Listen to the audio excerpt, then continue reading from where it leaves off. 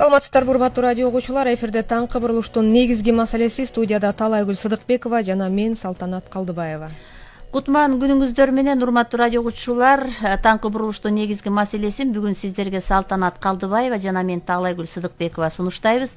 Бүгүн биз Жогорку кеңештин 5-чакырылышынын депутаты коомдук ишмер Жолдошова Жылдызкан Айтибаевнанын катышуусунда өлкөдөгү саясий абал жана саясатчылардын салымы туурасында баарлашабыз. Салтанат, эмне үчүн ушул темада сүйлөшүүнү чечип атабыз? Бул тема эмнеси менен актуалдуу?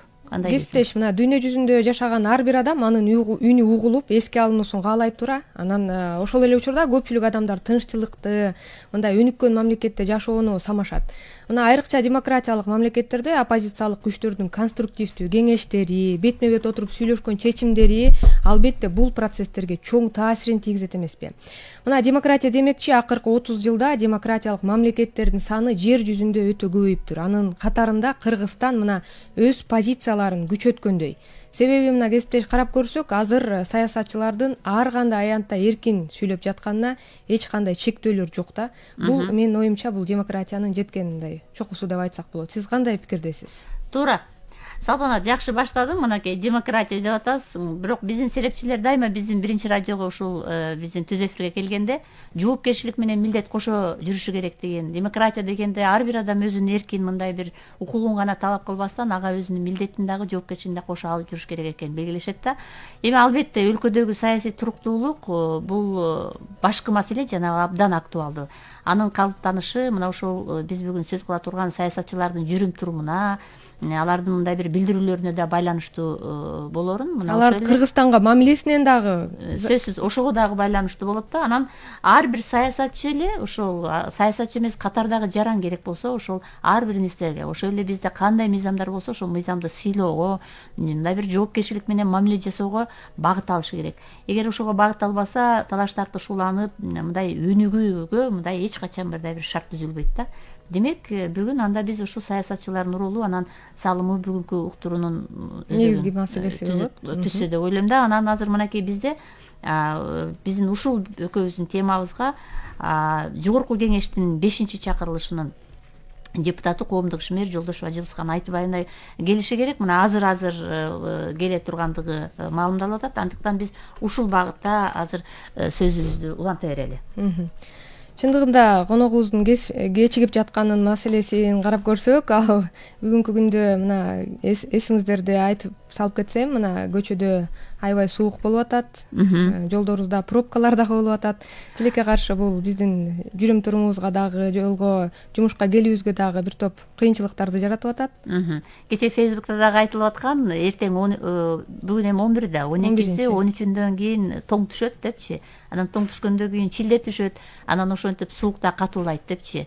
Демек, суукка биздин ошол аба ырайына байланыштуу дагы, биздин саясатта дагы көп мындай Жылдызкан Айтибаевна бул жака өтөбүз. Бизде түз эфир башталды. Мынакей Жылдызкан Айтибаевна дагы жолдун тайгак экендигин айтып аткан.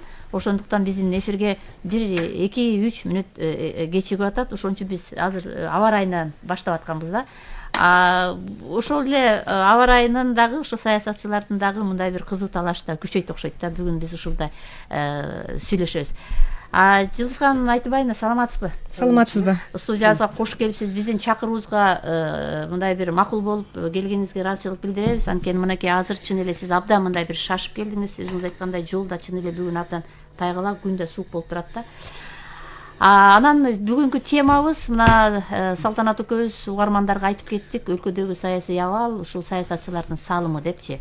Анан азыркы учурда өлкөдөгү саясий абал дегенде бул эми Кыргызстандын мамлекеттик түзүлүш же болбосо ошол башкаруу формасын аныктоо боюнча референдум өткөрүү, конституциялык реформаларды, ошол эле алдыдагы президенттик шайлоо, Конституциялык кеңешмедеги болгон талкуулар, мына ошол саясий процесс да, мунун баары ошол саясий процесстердин өтүшү сыяктуу маалыматтардын таасири менен болуп атат азыр.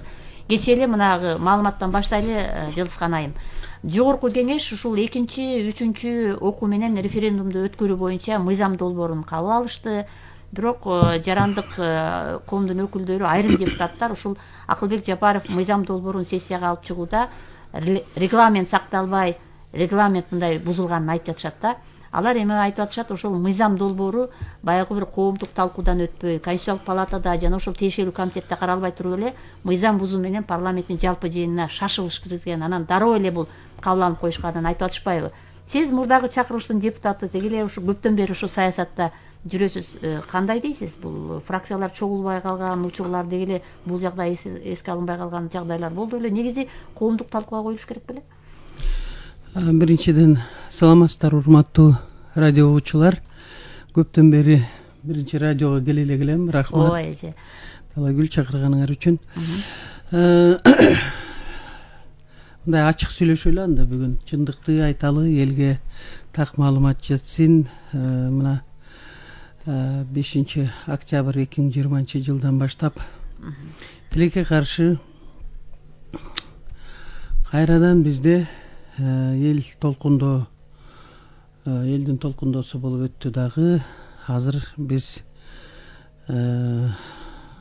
конституцияны дагы жана башка реформаларды жүргүзүүгө азыркы келген бийлик аракет жасап атат да. Бирок мен коомдук калыс саясатчы катары өзүмдүн калыс пикирлеримди айтсам. Биринчиден, урматтуу менин коллегаларым, депутаттар, 6-чы чакырылыштын бардык мыйзамдуулук силердин колуңарда. Анткени Кыргызстанда 3 бийлик бар. 3 бийликтин бутагы бар да. Мына ошол мыйзам чыгаруу парламент, бир бийликтин бутагы, экинчиси аткаруу бийлиги, үчүнчүсү сот бийлиги. Силер кандай мыйзам чыгарсаңар, ошону аткаруу бийлиги менен жогорку соттон баштап райондук соттун өкүлдөрү силер чыгарган мыйзам менен иштешет. Азыр депутаттар кимге арызданып атат, мен түшүнбөй атам да. Эгерде референдумду туура эмес алып чыгып атса, бул жерде кимдин күнөөсү?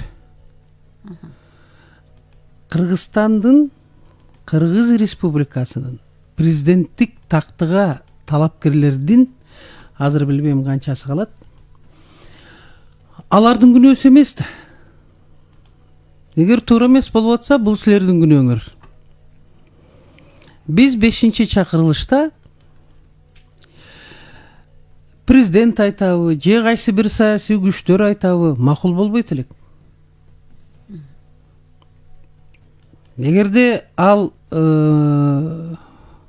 мыйзам регламентти сактабастан, же болбосо биздин деги эле Кыргызстан өлкөсүнө карама каршы, мындай айтканда мамлекеттин, элдин тагдырына терс таасирин тийгизе турган болсок, анда биз андай мыйзамдарды биз өткөрбөй койчубуз. Эки мисал алып келейин. Мисал үчүн гей, кечирип коесуңар, баягы бир жыныстуу адамдарга үйлөнүүгө уруксат бербей койгонбуз. Кандай талаш тартыш менен болбосун, себеби ал биздин кыргыз элинин менталитетине эч бир туура келбейт да. Экинчиси, өзүңөр билесиңер, кандай гана мыйзамдарды алып келишпеди. Биз бөгөт эле коюп койдук. Болгону эле бир 10 киши сүйлөйт элек, 120 депутаттан. Ошол депутаттарды мындай айтканда ынандырат элек да, бул туура эмес экен. Эмне үчүн азыр депутаттар кимге арызданып атат? Акылбек Жапаров депутат. Ошондойбу? Анда кимге арызданып атышат да депутаттар? Мен ошону эч бир түшүнбөй атам да. Ошон үчүн урматтуу коллегалар, азыр республиканын тагдыры силердин колуңарда. Силер жападан жалгыз легитимдүү бийлик деп айтуу кыйын, себеби 28 октябрда да чынында эле Конституциянын негизинде силердин жумуш кызматыңар бүттү. Бирок саясий абалга байланыштуу силер иштеп атасыңар. Эми аны канчалык легитимдүү, легитимсиз, аны юристтер айтыш керек. Тилекке каршы, мен юрист эмесмин. бирок мыйзам ченеминде ошондой болуп калды да. Тиги мыйзамдын негизинде силер 28 октябрь 2020 жылга дейин иштешиңер керек эле. Ошондуктан урматтуу радио угуучулар, азыр эгерде мыйзамсыз кадамдарга барып атса, аткаруу бийлиги же болбосо президенттик тактыга талапкерлер, алар күнөөлүү эмес, мен ушуну айтып коем да. Бардык бийлик азыр парламенттин колунда.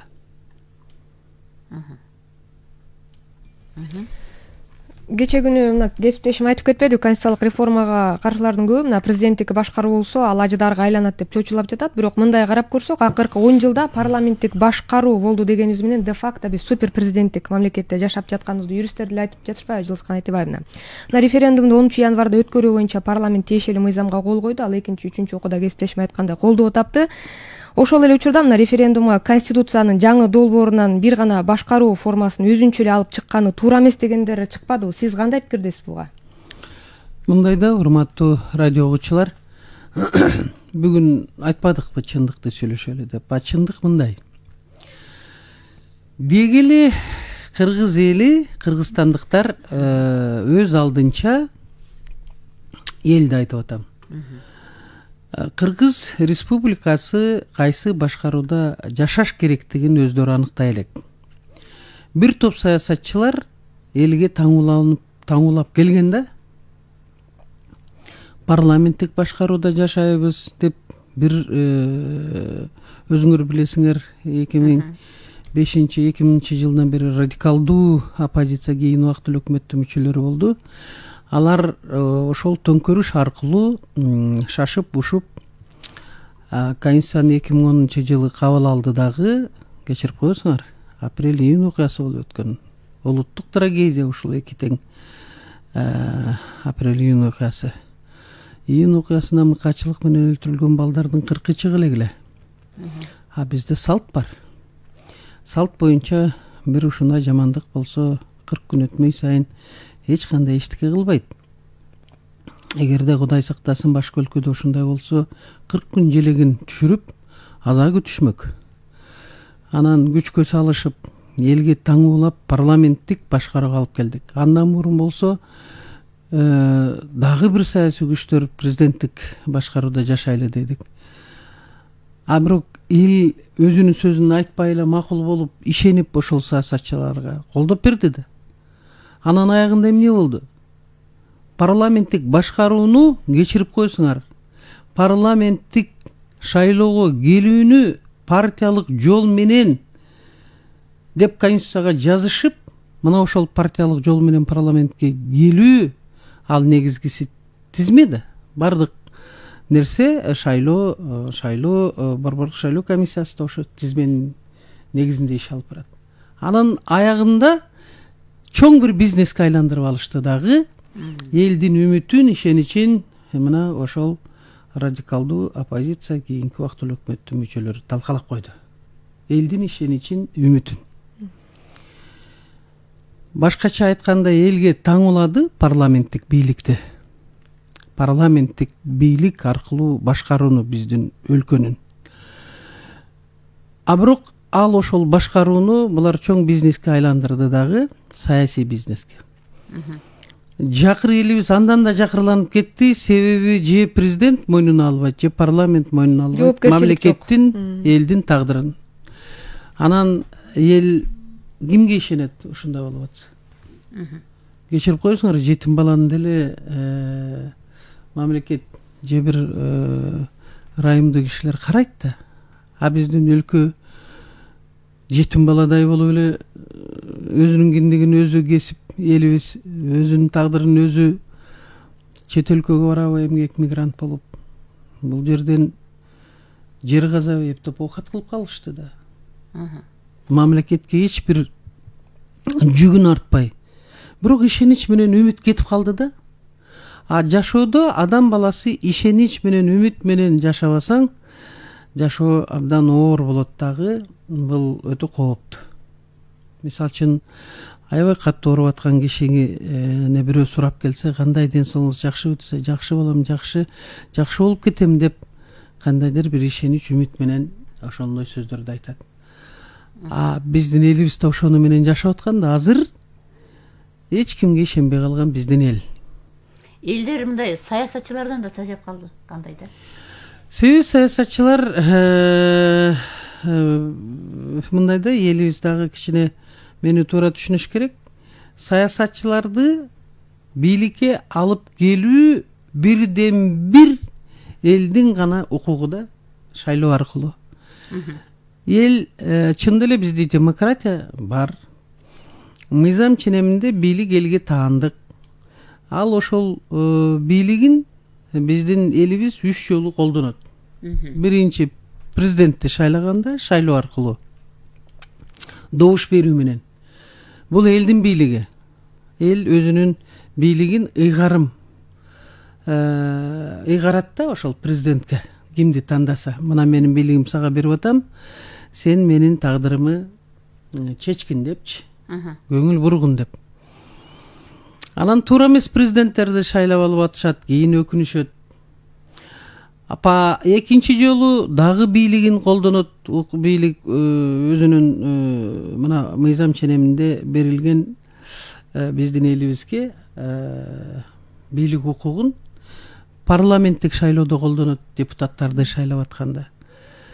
Үчүнчү жолу референдум болсо дагы эл өзүнүн бийлигин мыйзам ченеминде колдонот да, шайлоо аркылуу.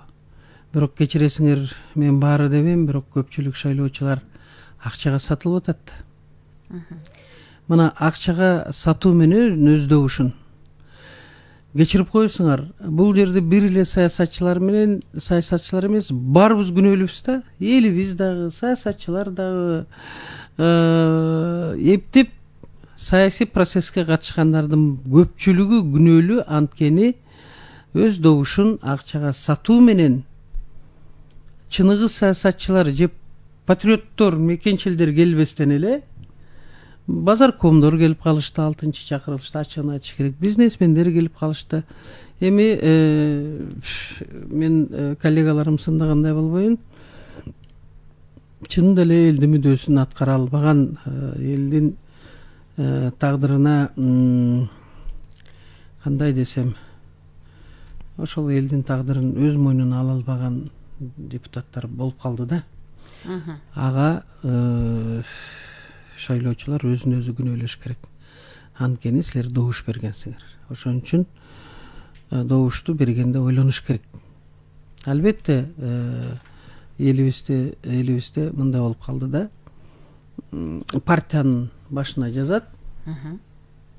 Бир-эки көрүнүктүү кишинин арты жагында кимдер бар эл да билбейт. Ошон үчүн шайлоо жөнүндөгү мыйзамды өзгөртүш керек.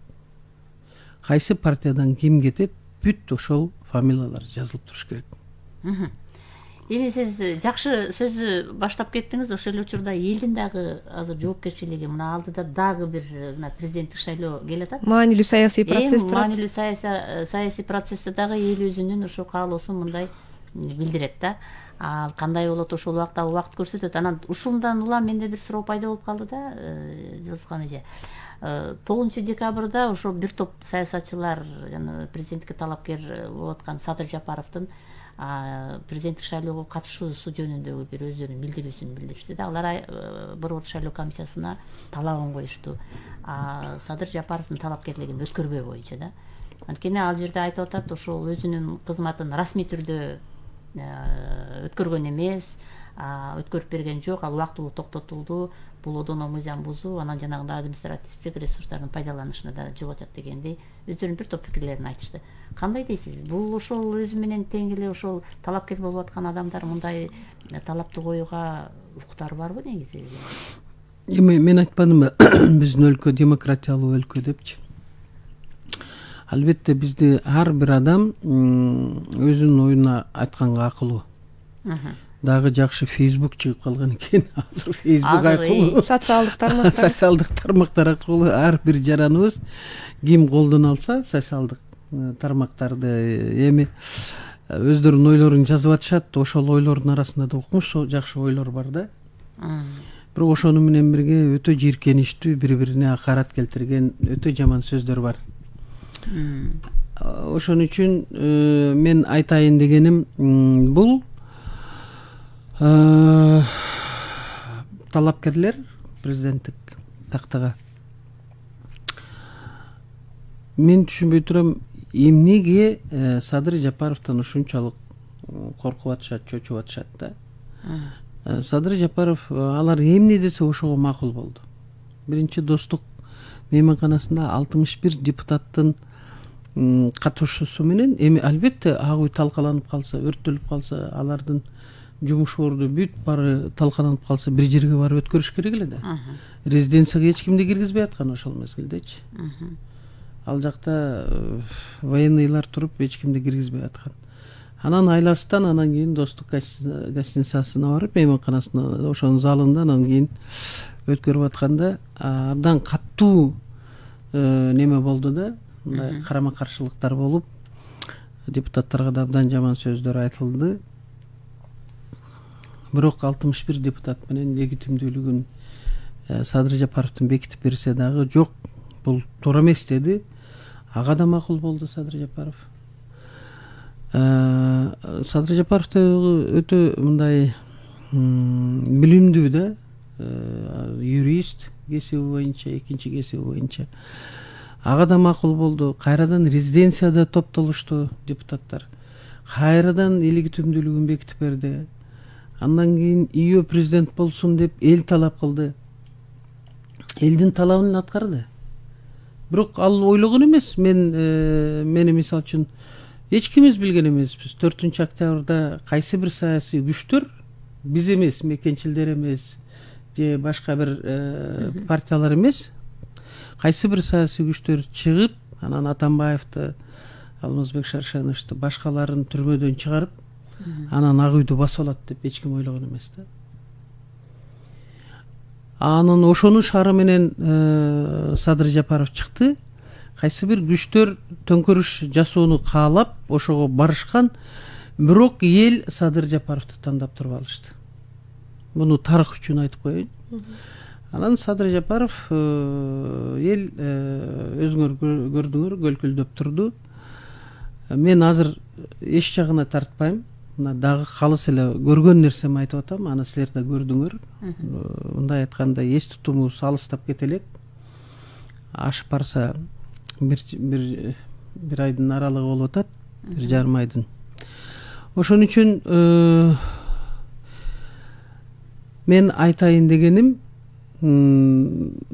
азыркы талапкерлердин коюп аткан дооматы деп коеюн. Мен кайсы мыйзамды бузганын түшүнбөй турам. Берсин, убактылуу милдеттин аткаруусун дедиле, аны да берди. Эмне айтса саясий күчтөр, Садыр Жапаров ошону жасап атат. Мисалы үчүн мен азыр айтып коеюн, Текебаев 5 жолу жолуктум деп атат. Ал өзүн 2010-жылы кабыл алган конституциянын атасымын дейт да. Эгер атасы болсо, мейли эми ушуну да капа кылбайлы деп Камчек Ташиев менен Садыр Жапаров жолугушуптур.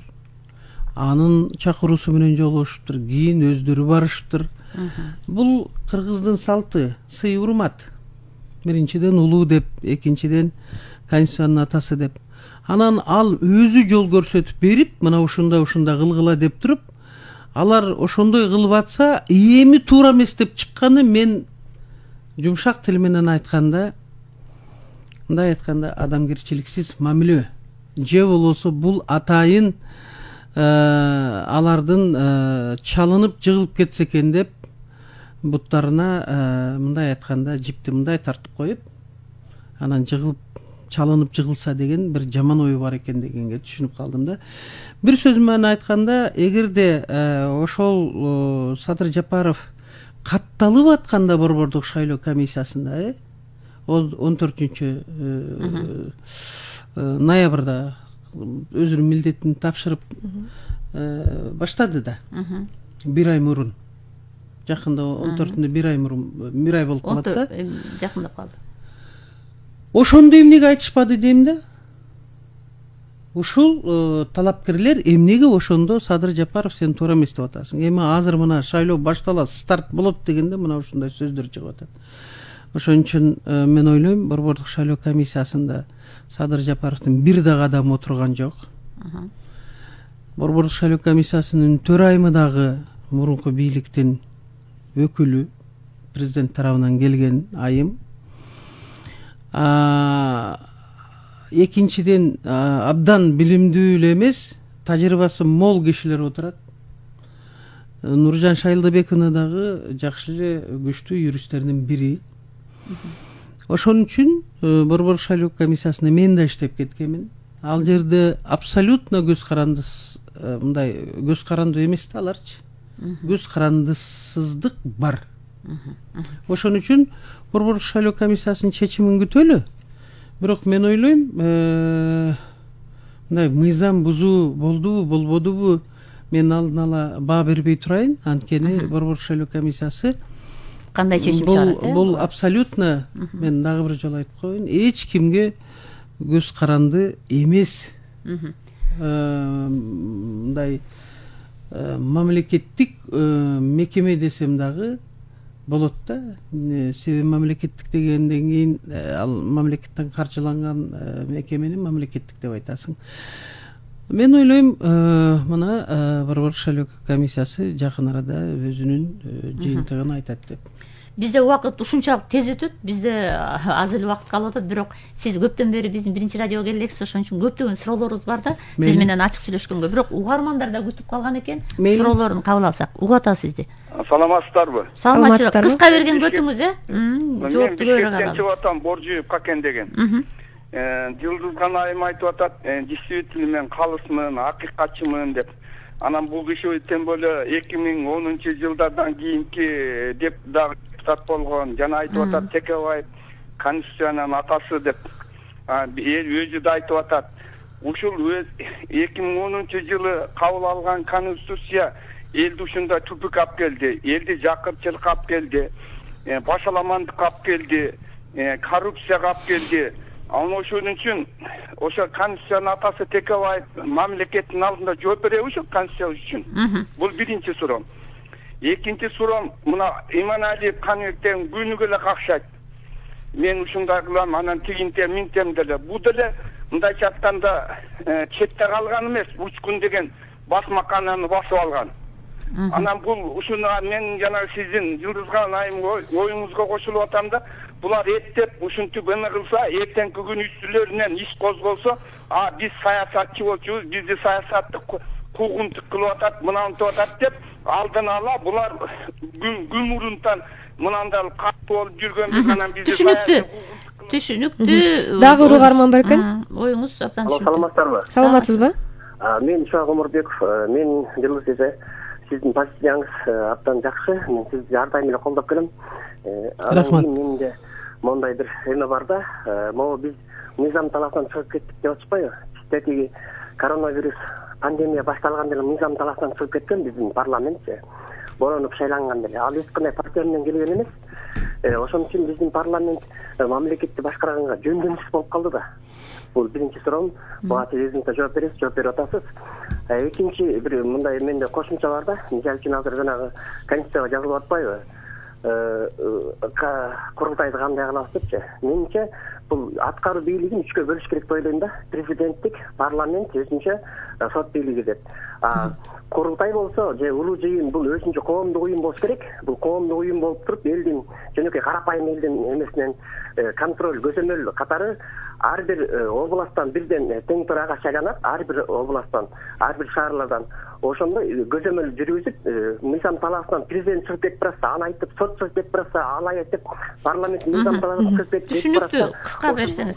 Турган уюм катары курултай улуу жыйын кириш керек деп ойлойм да. Рахмат. Рахмат. Эми биринчи суроого жооп берип коеюн. Мисалы үчүн мен башында айтып кеттим эле, ошол эле сөзүмдү кайталап коеюн. 5 жолу жолугуп, биринчиден улуу киши катары Текебаев менен Садыр Жапаров, Камчыбек Ташиев жолукса, экинчиден ал киши өзү да каалап жолугуп, Текебаев Садыр Жапаров менен анан акыл кеңешин берген да. Айтып атпайбы өзү Өмүрбек Текебаев. Мен өзүмүн акыл кеңешин бердим деп. Ал жөн эле өздөрүнчө жолугуп акыл кеңешин берип элетин болгон жок да. Ал парламентке кайра мыйзамсыз келип, себеби мен дагы бир жолу кайталап кетейин. Борборлук шайлоо комиссиясында иштедим.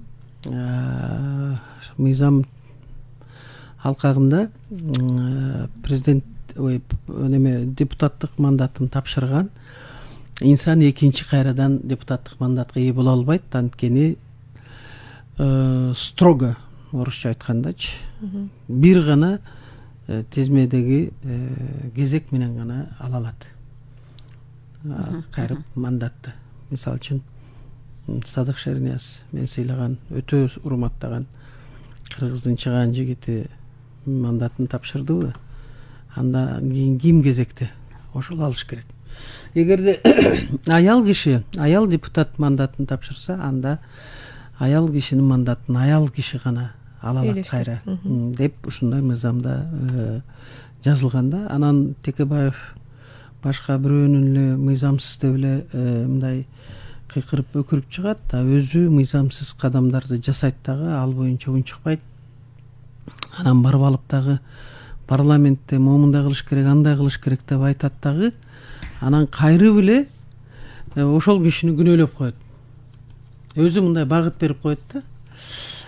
Эң бир кечирилгис нерсени өзүнө өзү душман катары жасаган Өмүрбек Текебаевдин, мен кече Супер КЖ телевидениесинде да айттым да, кайталап коеюн.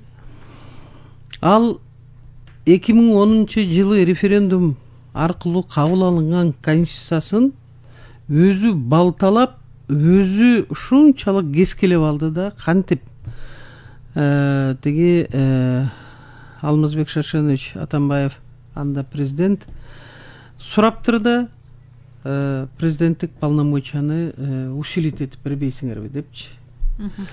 Конституцияга референдум жолу менен ыйгарым укуктарын президенттикин бербейсиңерби деп. 2020 жылга дейин конституцияны өзгөртүүгө жол жок деп жазылып турат. 2010 жылы кабыл алынган конституцияда. Анан Феликс Шаршембаевдин Куловдун кабинетинде бүт лидер фракцияларды чогултуп, мени дагы чакырып, мен анда Ата журт фракциясынын лидери элем. Суранып атышат, Жылдыз Айтебаевна колдоп берсеңиз деп. Мен айтып атам, кантип? Биринчиден жазылып турса 2020 жылга дейин өзгөртүү толуктуу кирбейт деп. Экинчиден менин конституциям, мен бул жараткан, менин атасымын ушул конституцияны деп атып, сиз кантип ушул конституцияны талкалап, балталоого жол бердиңиз десе, мен Алмазбек Шаршенов сурап атпайбы дейт. Анан сураганын берди да. Эми бул конституция нан эмес да, мындай сындырып туруп, мен муну сен же, буну сен же дегидейчи. Ошондуктан Текебаев, менин коллегам Өмүрбек Черкешевич өзү эле өз убагында эле 2016 жылы билесиңер референдум болуп, бул конституция талкаланып, балталанып, кыркылып бүткөн. Каалайбызбы, каалабайбызбы, биз конституциялык реформага барышыбыз керек. Ал эми кандай башкарууну 10 январда алып чыгып атса, эл ошону түшүнүп, эл өзү чечим кабыл алыш керек. Парламенттик башкарууда калабы же президенттик. Бирок супер президенттик болот, анан тигиндей болот, мындай болот деген бул баары тең жөн эле сөз. Элибиз акылына кирмек турсун, ар бир кыргыз уже саясатчы болуп калды. Эл акылдуу болуп калды. Эл акылдуу, эл түшүнө баштады. Рахмат элибизге. Ушул добушун саткандагы бул мамлекеттин, элдин, балдардын келечегине чоң балта чапкан болорун да түшүнүп атат. Ал эми азыркы мыйзамдын негизинде мына 10 январда өтө турган шайлоодо мен ачык эле айтып коеюн, урматтуу шайлоочулар, мекендештер, добушуңарды саткан да, добушту саткан, добушун сатып алган киши да камалат. Себеби биз өзүбүздү кемсинтпешибиз керек да. Эч качан добушун саткан эл өлкөсүн алдыга жылдыра албайт. Мына ушуну какшап эле келатабыз да. Ошон үчүн биз мамлекетибиз, элибиз өссө, өнсө, мына ушундай деп. Ал эми Каныбек Иманалиев боюнча айтып кетти. Эми эгерде анын кандайдыр бир кылмыш ишке тиешеси бар болсо, мен ойлойм, күч органдары карап чыгыш керек депчи. Укуктук баа бериш керек. Укуктук баа менен бирге мен айтат элем, эгер мындай саясий куугунтуктар токтолуш керек. Эгерде чынын деле кандайдыр бир кылмышка тиешеси болсо, анда башка кеп. Ал эми өзүнүн оюн ачык айткандарга саясий куугунтук деген мурунку бийликтеги болуп аткан терс көрүнүштөр азыркы бийликте болбош керек деген оюмду айтып атам да. Жылыскан Айтыбаевна, мына сиз шайлоо жөнүндө айтып калдыңыз. Айрым саясатчылар, анын ичинде президенттикке талапкер Абдил Сегизбаев бүгүнкү саясий кырдаалда 10 январда көбүнчө талапкерлерге бул шайлоодон жеңүү мүмкүнчүлүгү өтө төмөн экенин айтып чыкты да. Анын пикиринде мына айрым талапкерлердин мүмкүнчүлүгү аз, айрымдардын мүмкүнчүлүктөрү өтө эбегейсиз деп атат. Азыр шайлоого 20 тегерегинде талапкер катышары айтылып жатат. Чындыгында эле бул саясий процесстерде бирдей мүмкүнчүлүктөр түзүлгөн жокпу? Кандай дейсиз? Эми Борбор шайлоо комиссиясы бирдей эле шарт баарына түзүп берип атат. Экинчиден, азыр мен кимиси мындай өзгөчө шартка ээ, эч кимиси өзгөчө шартка ээ эмес. Элдин алдына чыгыш керек, программасын айтыш керек, элге түшүндүрүш керек. Кимдин программасы күчтүү болсо, өлкөнү алып чыгуу боюнча. Ал эми Садыр Жапаровго баары эле момундай балга ары жабышкандай эле жабышып атышпайбы? Эми да мен Садыр Жапаров менен бирге партиялашым, ата журттан бирге депутат болуп келдик. Бирок мен мына ачык эле айтып коеюн, убактылуу өкмөттү кармап турганда дагы, кийин дагы мындай кээ бирлер айтып атпайбы, Жылдыз Жолдошов ошол киши менен бирге аны жактайт депчи. Жок, мен бийликке барбайм, ачыгын айтып коеюн. Мага аткаруу бийлигинде мен иштебейм, себеби мен өзүм элиме, мамлекетке 36 жыл иштеп берипмен. Мен ойлойм, бул жакшы убакыт. Болгондо да таза иштеп бердим. Элим үчүн эч бир кынтыксыз иштедим деп айтуу кыйын. Иштеген адам катачылыктарды кетириши мүмкүн, бирок мен ар бир мекендештердин көзүнө тике карай алам да. Себеби мен бир мындай жаман иштерге барган жокмун. Бул биринчиден. Экинчиден, да анын айланасында Садыр Жапаровдун азыр мен ачык эле айтып атам. Мындай жумшак айтканда, репутациясы начар адамдар дагы, же болбосо мурунку бийликте хамелеондор, баягы подхалимди кыргызча кандай болот эле? Эми кошоматчылар топтолуп алганы бар. Аны эл өзүңөр деле көрүп атасыңар. Эми мен ойлойм, бийликке келип калышса, кимиси болбосун, бийликти таза алып бара алат депчи. Ал эми Садыр Жапаровду жөнөкөй эл колдоп атканы бул ырас. Карапайым эл. Себеби Садыр Жапаров бир гана карапайым элге иштеп берейин деген өтө чоң ынтызары бар экенин мен аны көрүп атам. Бир эле нерсени айтайын, мына 5 жыл болуп кетти жерге үй салууга. Жерди бөлүп берүүнү мораторий кылып коюшту да бийлик. Эми ошону эл аябай суранды. Эми бул Атамбаевдин мезгилинде болгон эле, кийин Сооронбай Шариповичтен да сурашты. Себеби бир үй бүлөдө 3-төн 4-төн 5-тен келиндер бирге жашашып, тиги үй бүлөлөрү менен балдарычы, себеби жер жок, үй салып кетейин десе, ошондой кыйналган эл эми элестетип көргүлөчү, канча бала чакасы менен 3 комнат үйдө 20-30 киши жашап атат. Жайында билинбейт. Тапчан тиги буга барып жашай беришет. Акышында билинет. Анын үстүнө азыр ар бир адам баласы өзү жашоодо жаратылыштан эркин төрөлүп, тиги эркин жашагысы келет өз алдынча. Мен айтайын дегеним, мына ошол жердин мораториясын алып салып жөнөкөй элге эң бир ушунчалык чечилбеген маселе көйгөй болчу да ошону чечип койду. 10 күн эле иштеди нормально. Калган күндөрү митинг кандай мындай болуп атты да. Мына ошол Садыр Жапаровдун элине жасаган бул чоң кызматы жөнөкөй карапайым эл сезди да ыраазы болуп атат. Биз үчүн иштей алат экен деп колдогон сайын Садыр Жапаровду карапайым эл. Ал эми бийликте 30 жыл 40 жыл тайраңдап жүргөндөр түшүнүштү. Алар четтетилип калат. Карапайым элге Садыр Жапаров шиштейт, алар менен эсептешпейт, алар мындай айтканда бир акур деп коет, кармушка деп коет. Ошондон жем жегендер азыр бийлигинен эле эмес, ошол жактан да ажырап калганын билишип, абдан чоң чабуул жасап атат. Садыр Жапаровго абдан чоң каршылыктарды көрсөтүп атат. Ошон үчүн кыргыз эли карапайым эл жок, биз дагы жакшы жашайбыз десе, Садыр Жапаровдун программаларын уккандан кийин мен ойлойм колдоп беришет деп. Эми бизде аз эле убакыт калды. Салтанат, 7 минут убакыт калган экен. Жылысган айтыбайында сиз жана социалдык тармак боюнча дагы кичине айтып кетпедиңизби? Анан ошол социалдык тармактар чын эле азыр мындай бир топ мындай бир күчкө ээ болду да. Баягы элдер бир саясатчы бир билдирүүсүн жазат, анан элдер болсо комментарийин жазат, анан ким эмнени жазып атат, эмне дейт экен деген дагы кызыгуулар менен элдин баары ушу менен ушундай бир өзүнчө бир дүйнө болуп атат да. Анан катуу ошол талкууга алынган маселелерге дагы бийлик тарабынан реакция болуп атат. Бирок ушул бул тармакта колдонуучулардын баары эле өздөрүнүн жүзү же болбосо өздөрүнүн атынан отурат дегенден алыспыз да. Жанакы азыр жана боттордун, анан фейктердин согушу болуп атат. Ушулордун заманы болуп калбадыбы? Анан эл кантип ушул маалымат агымынан туура маалыматты кантип эрге алат дегенде суроо бар да. Себеби азыр өзүңүз билесиз, саясатчылардын чабуулу да жүрүп атат да. Каралоолор жүрүп жатат. Мисалы үчүн ошол соц тармактарда фейктер деп коет экен, жүзүн жашырып, атын өзгөртүп, анан бир саясатчыдан акча алып отурат экен дагы, ошол саясатчыны мактайт. Эгер ошол саясатчыга туура калыс сөзүн айтып койсо, ошол айткан кишини жөн эле ит талагандай талайт экен да.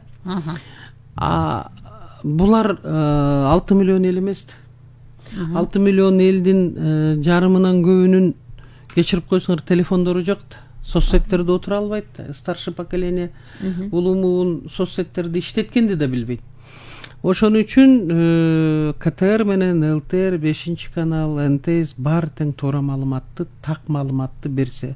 Эми радиодон дайыма так маалымат кетет, көбүнчө силер мындай түз эфирде алып барасыңар, болгондой айтасыңар. Иргелбейт бул жерде эч нерсе. Мындай радиого көбүрөөк ишенесиң да. Ошондой эле биздин элдин эсебинен мамлекеттик бюджетинен каржыланган биздин телевидениялар дагы ачык айкын болгонун болгондой көрсөтсө, мына ошондо элдин дагы көз карашы өзгөрүлөт.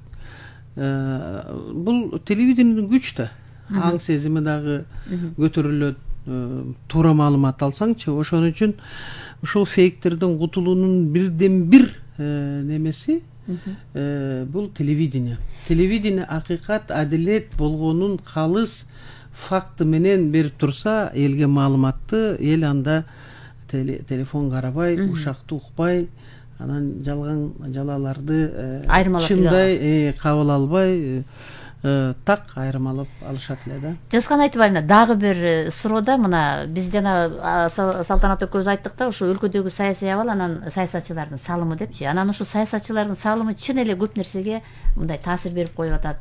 Саясий кээде мондай бир кырдаал, саясий кризис болуп калып атат. Анан кандай дейсиз? Мисалы үчүн саясатчылардын салымы дегенде биз мындай бир айырмалап алсак болобу? Элдер дагы ушуну айырмалап билиш керек да. Мына азыр көп тандоолор болот. Мисалы үчүн мамлекеттүүлүктү бекемдөөгө ким кандай салым кошту? Реалдуу долбоорлорду ишке ашыра алдыбы? Же болбосо тез өзүнүн бир активдүүлүгү менен жанагындай чырдан башы чыкпай же коррупцияга аралашып кеткен саясатчылар барбы? Же болбосо таптакыр эле пайдасы тийбеген бир саясатчылар жөн эле анда санда бир сүйлөп койгондор болдубу деген жагдайда айырмасак болобу? Ушул бизге убакыт болсо ушуга дагы бир сөз пикириңизди айтсаңыз. Бир сөз менен айтканда, депутат болгон кишилердин баары эле саясатчы боло албайт.